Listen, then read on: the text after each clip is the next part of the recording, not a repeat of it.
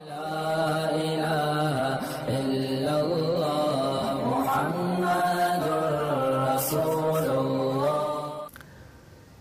ایک اور بات یہاں پتہ چلی کہ یہ بھی تھوڑا حیا کے خلاف مسئلہ ہے، لیکن آج کی نئی نوجوان نسل جو ہے اس میں بہت زیادہ مبتلا ہو رہی ہے، جس کو اورل سیکس کہا جاتا ہے۔ اور میں نے جیسے عرض کیا کہ شرعی مسائل میں چاہیے اور اس کو بیان کرنا یہ ہماری ذمہ داری ہے۔ تو یہ چیز بھی انگریزی فلموں سے اور فحش فلموں سے ہماری نئی نسل میں بہت تیزی سے سرایت کر رہی ہے، اور لوگ اس بارے میں علماء سے بہت زیادہ مسائل پوچھتے ہیں، خواتین بھی پوچھتی ہیں جو اس میں مبتلا ہیں۔ تو اس کا بھی مسئلہ یاد رکھیں کہ اللہ تعالیٰ نے حالت حیض میں زوجہ سے ہم بستری کو حرام قرار دیا کیونکہ اس میں گندگی ہے۔ باپ دیکھیں کہ وہ گندگی اس درجے کی نہیں ہے جتنی اورل سیکس میں گندگی ہوتی ہے۔ اگر اس میں ڈسچارج ہو جائے بندہ، انسان جو بستری کرنے والا ہے زوجہ سے، وہ منہ میں ڈسچارج ہو جائے تو آپ سوچیں کہ اللہ تعالیٰ شرمگاہ کو گندگی سے بچا رہے ہیں، جس کی وجہ سے حیض کی حالت میں ہم بستری کو حرام قرار دیا۔ تو منہ جس سے انسان کھانا کھاتا ہے، جس سے کلمہ پڑھتا ہے، اور جو انسان کے جسم میں سب سے اشرف عضو ہے، سب سے زیادہ معزز اور مکرم عضو ہے، اس میں ایسی گندگی کو ڈالنا کہاں سے جائز ہو سکتا ہے، کہاں سے حلال ہو سکتا ہے؟ تو آج بعض متجدد قسم کے لوگ جو ہے نا اس کو حلال قرار دے رہے ہیں، تو یہ بالکل غلط ہے۔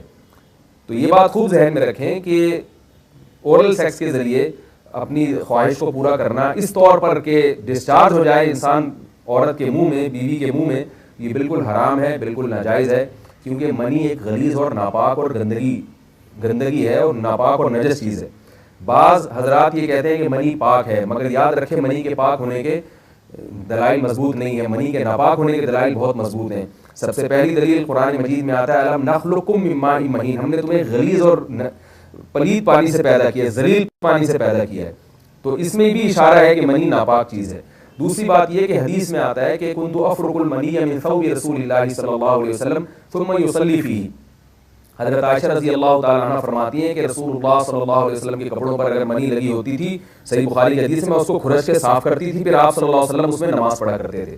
اب بعض حضرات نے یہاں سے استدلال کیا ہے کہ منی اگر ناپاک ہوتی تو حضرت عائشہ اس کو دھوتی، کھرچ کے صاف کرنا اس کی علامت ہے کہ منی پاک ہے، لیکن یہ بات غلط ہے۔ اگر منی پاک ہوتی تو حضرت عائشہ کو کھرچنے کی ضرورت نہیں تھی۔ بات یہ ہے کہ وہ نجاست جس کا ایک باقاعدہ جسم ہوتا ہے اور وہ کھرچ کے جسم سے یا کپڑوں سے الگ ہو سکتی ہے، تو اس نجاست کو پاک کرنے کا طریقہ یہ ہے کہ اس کو کھرچ دیا جائے۔ ناپاک تھی تبھی تو حضرت عائشہ رضی اللہ تعالی عنہ اس کو باقاعدہ کھرچ رہی ہیں اور دور کر رہی ہیں۔ اور گیلی منی کو نبی، یہ ثابت ہے کہ حضرت عائشہ رضی اللہ تعالی عنہ آپ صلی اللہ علیہ وسلم کے کپڑوں سے دھویا کرتی تھیں اور آپ صلی اللہ علیہ وسلم اس میں نماز پڑھا کرتے تھے۔ حضرت عمر رضی اللہ تعالی عنہ کے دور میں کسی شخص کو احتلام ہوا تو اس نے اپنے پورے جو ہے نا وہ کپڑے دھوئے، تو حضرت عمر نے اس کو منع کیا، فرمایا کہ اتنا کافی تھا کہ اس جگہ کو تم دھو لیتے۔ تو اس میں بھی حضرت عمر اس کو باقاعدہ دھونے کا حکم دے رہے ہیں۔ کسی بھی صحابی نے اعتراض نہیں کیا کہ یا امیر المومنین آپ ان کو دھونے کا حکم کیوں دے رہے ہیں، منی تو پاک ہے۔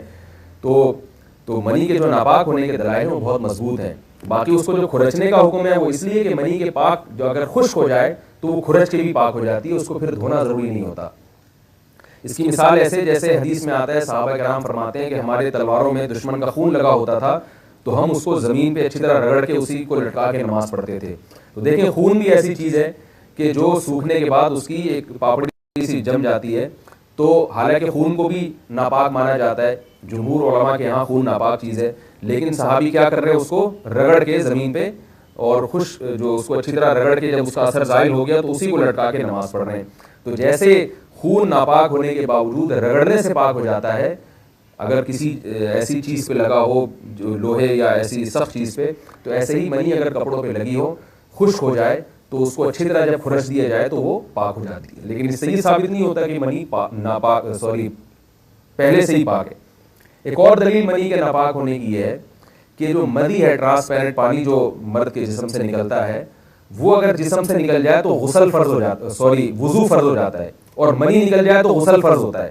اب یہ کیسی بات ہے کہ مدی کے نکلنے سے جس سے وضو فرض ہو رہا ہے وہ تو ناپاک ہے، اور منی نکلنے سے جب غسل فرض ہو رہا ہے، بڑی والی طہارت، اس کو ہم پاک قرار دیں۔